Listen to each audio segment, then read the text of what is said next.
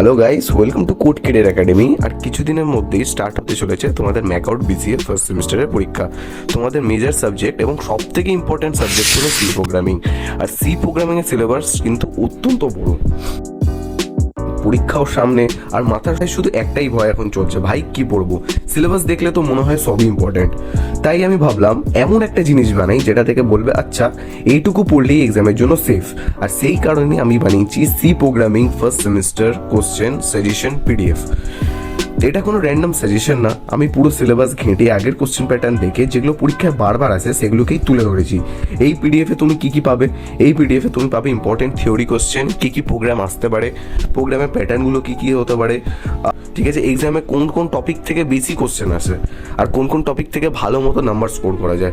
এক কথা আমি এটাকে বলতে পারি, টাইম ওয়েস্ট বাদ দিয়ে অনলি এক্সামের জন্য যেটুকু ইম্পর্টেন্ট সেটুকু পড়ার জন্য।